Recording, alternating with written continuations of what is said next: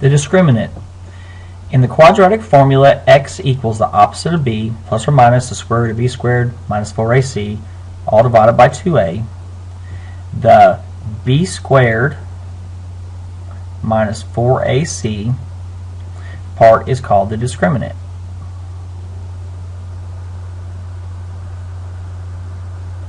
And if you look at the quadratic formula, it's this part that's underneath the radical. Being that it's underneath the radical, it's going to give us some important information about our quadratic equation. It's going to tell us the number and the types of solutions to that quadratic. It doesn't, of course, the discriminant is not going to give us the whole answer to the quadratic equation, but it is going to give us the number and types of solutions. All right. So we're going to work on a little table here, a little chart. You might want to take a moment and write this down. So if you need to pause, go ahead and pause. And we're going to look at the different scenarios that can happen to the discriminant. The first one is that the discriminant can be positive. All right. And if it's positive, such as positive 16 or positive 9 or positive 4 or positive 25, we'll say 25, so that discriminant is 25. If I take the square root of that 25 as part of the quadratic formula, notice I got the square root in there, then that gives me 5. And when I finish the quadratic formula, negative b plus or minus that 5 and put it over 2a, it's going to give me two solutions, because negative b plus 5 divided by 2a and negative b minus 5 divided by 2a. And all those are rational numbers, so this is going to give us a rational solutions. So if the discriminant is positive and it's a perfect square, such as 1, 4, 9, 16, 25, 36, and so on, then it's going to have two real solutions that are rational numbers. All right.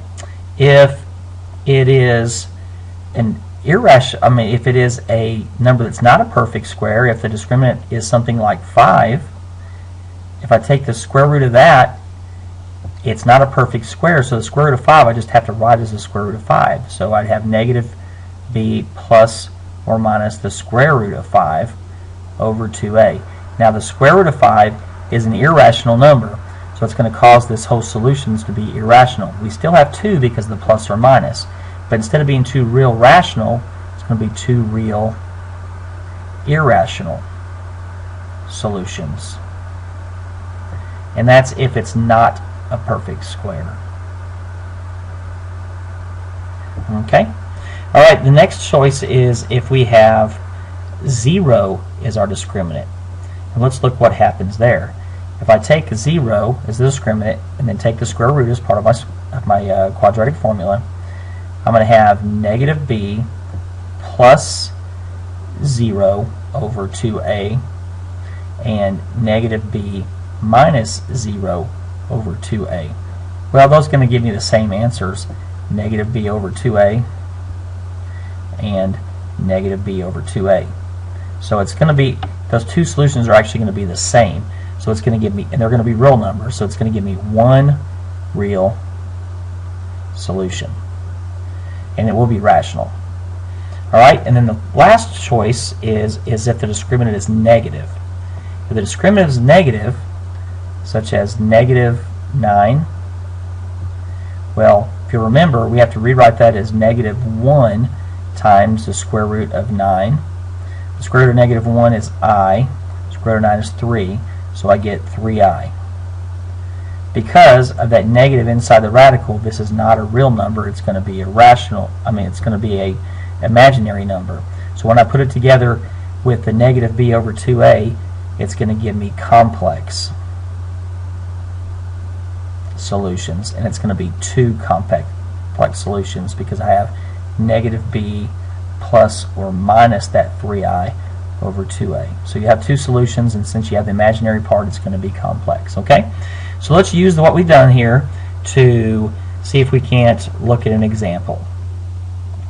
We want to determine the number and types of solutions of this quadratic equation.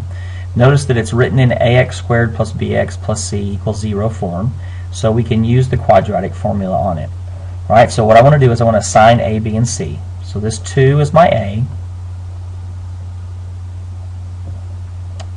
Oops, let me finish my a there. The 3 is my b, and the minus 4 is my c. So I'm going to plug that in to b squared minus 4ac. I'm going to determine the number and types of solutions. So b is 3, so I'm going to do 3 squared minus 4 times a is 2, times c is negative 4. So 3 squared is 9, and then I have negative 4, this minus makes this 4 negative, so negative 4 times 2 is negative 8. Negative 8 times negative 4 is positive 32. So 9 plus 32, and that gives me 41. So it's positive, the discriminant's positive, so it's going to be 2 real numbers, or 2 real solutions.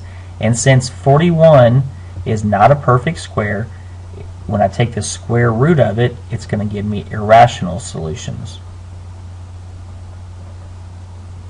So my answer is that there's going to be 2 real irrational solutions.